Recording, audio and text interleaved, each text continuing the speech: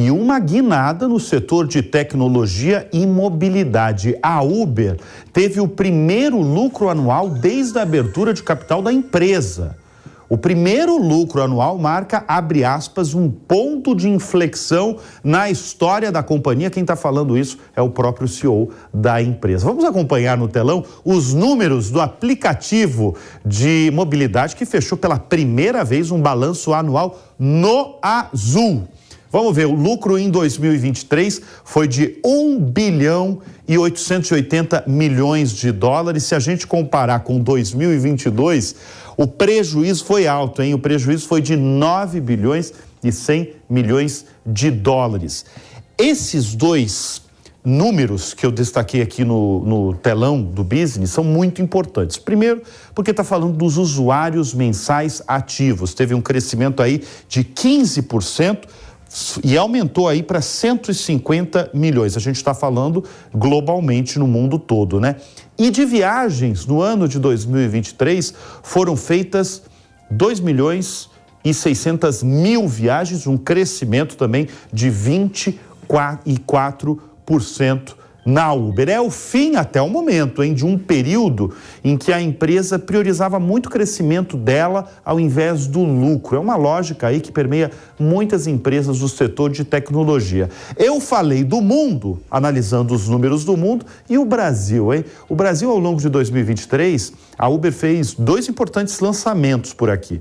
Ela passou a oferecer a possibilidade de adolescentes terem as suas próprias contas no aplicativo, algo que, segundo a companhia, fez muito sucesso nos Estados Unidos e no Canadá. Além disso, ela trouxe para o Brasil o programa de assinatura com muitos benefícios. Aí tem taxa de entrega grátis, tem pedidos em mercados, farmácias, pet shops, entre outros benefícios, né? Vamos chamar. Essa novidade que eu até falei aí da assinatura está presente em 25 países. Agora, o que explica realmente essa guinada? Vamos chamar de guinada mesmo da Uber. Quem vai nos ajudar a explicar aí é o nosso Sandro Magaldi, que é especialista em transformação de negócios. Sandro, o que explica uma empresa amplamente conhecida no mundo, que revolucionou a mobilidade urbana, ter o primeiro lucro anual só agora? O que significa, hein, Sandro Magaldi? Seja sempre bem-vindo ao Business.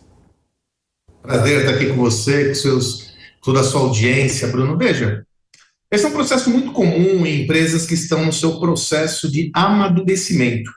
Empresas nascentes que atuam em mercados em franca expansão. Por que elas não dão lucro durante parte da sua trajetória? Porque todo o excedente gerado pela companhia é investido na própria expansão da companhia para que ela ganhe mercado. A lógica toda está concentrada em acelerar seu crescimento e não deixar espaço para nenhum competidor conquistar algum tipo de share, de fatia de mercado. Veja, nós estamos falando do Uber, Bruno, mas com a Amazon aconteceu a mesma coisa. Durante décadas a Amazon não deu lucro, inclusive tem uma história muito curiosa, lá pelos final dos anos 90, num trimestre que a Amazon deu lucro, o fundador da Amazon, Jeff Bezos, entrou na conversa com investidores, aquela conversa trimestral, e a primeira coisa que ele falou, Bruno, ele pediu desculpas. Desculpe pelo fato de nós termos dado lucro, porque nós não fomos capazes de investir tudo que nós poderíamos para o crescimento e expansão da companhia. Garanto que isso não vai acontecer mais tão cedo, até conseguirmos estar no nível de maturidade da empresa.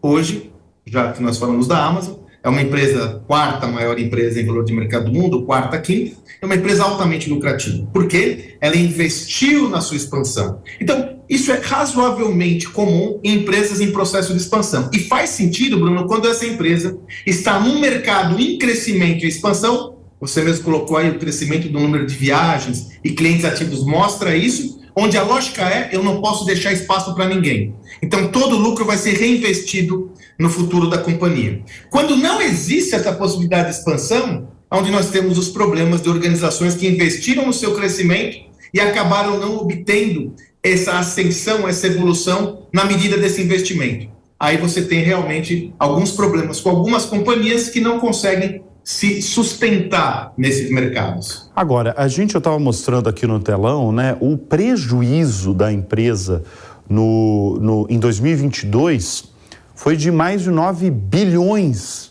de dólares. O que causava tanto prejuízo na Uber? Veja, tem alguns aspectos interessantes, Bruno, e nós vamos falar da Uber Global. Metade do negócio da Uber nos Estados Unidos é de mobilidade, como nós conhecemos no Brasil, ou seja, transporte de passageiros. A outra metade, mais ou menos 2/3, é de alimentação, que aqui no Brasil não deu certo, Uber Eats, e a outra parte de transporte de entregas em geral. Então, o que a Uber está conseguindo é aumentar o negócio dela nos Estados Unidos, veja bem, vamos deixar claro, aumentar o negócio dela para não ser só um aplicativo de transporte de passageiros, para adquirir outros modais. E com isso ela expande a capacidade de entrega, que está toda ancorada na base de motoristas cadastrados. Então, um dos motivos foi esse. Ela expandiu a sua capacidade de geração de negócios, além do transporte de passageiros. O segundo motivo, ele é interessante, está dando o que falar. Está dando o que falar. Ela mudou a forma de remuneração dos motoristas.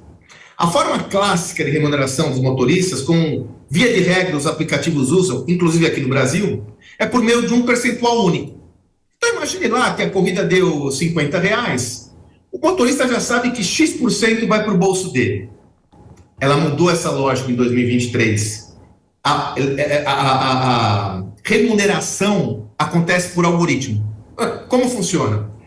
Um passageiro pede determinada demanda. O Uber manda, como se fosse um leilão, para todos os motoristas cadastrados nas redondezas, o quanto ele paga por aquela corrida. Então, olha, o Bruno está se locomovendo de A a B, para a corrida do Bruno eu vou pagar R$20. Ou seja, não há mais uma taxa fixa, e o motorista que está mais disposto a pegar aquela corrida, ele levanta a mão, aceita a corrida e boa. Com isso, estima-se que a remuneração teve um declínio de 17%. Ou seja, o Uber está pagando 17% a menos para os motoristas para fazer o mesmo trabalho. A boa notícia é que isso reflete no lucro do Uber. A notícia não tão alvissareira é que na mesma semana, praticamente, que o Uber deu lucro, houve a primeira greve de motoristas nos Estados Unidos. Teve isso. Mais de 130 mil motoristas em 10 cidades dos Estados Unidos. É importante você alertar. Pararam. É importante você alertar isso, Magaldi, porque foi uma notícia aí dessa última semana, né? Essa, vamos chamar de greve dos motoristas, reivindicando melhores remunerações nos Estados Unidos, né? Não à toa, depois do que o Uber reportou lucro, né? Ele olha o lucro e fala, peraí, mas isso não está caindo no meu bolso. Exato. E aí existe esse movimento. E veja, Bruno, esse é um movimento fundamental para a sustentabilidade do Uber. Porque se ele tem problemas com o motorista, que é uma parte fundamental nesse tripé, né? Ele não consegue atender a demanda. Não conseguindo atender a demanda, essa demanda vai para outros modais. Sim. Seja para concorrentes, ou então para locomoção própria, o táxi, assim por diante. Agora, tem que resolver isso. Você citou outros exemplos, né? O caso da Amazon é o mais notório. Quais lições, Magaldi, as empresas no mundo todo podem tirar desse caso do Uber, né? Por muito tempo foi uma empresa desacreditada, por muito tempo foi uma empresa que dava muito prejuízo, não era pouco não, era muito prejuízo, e agora se prova viável financeiramente. A principal lição que o mercado de startups tem aprendido, sobretudo nos últimos 3 anos, quando houve uma escassez, 4 anos, quando começou a ter uma escassez de crédito, é que as empresas têm que ter uma perspectiva clara de geração de caixa. E para isso, elas têm que investir em gestão, né? O oba-oba do crescimento a qualquer custo, do tal do burn rate, né? Quanto dinheiro eu vou queimar no meu crescimento, fazia sentido até num momento onde a taxa de juros era muito baixa e o crédito estava muito disponível. Tinha, né? Muito dinheiro na praça. Havia mais dinheiro para investir do que em startups, né? No contexto que muda de figura, Bruno, eu tenho que ter uma visão clara da minha capacidade de dar lucro, né? Tem que ter claro isso, investir em gestão. Tem que ter um investimento grande em gestão para não desperdiçar esses recursos.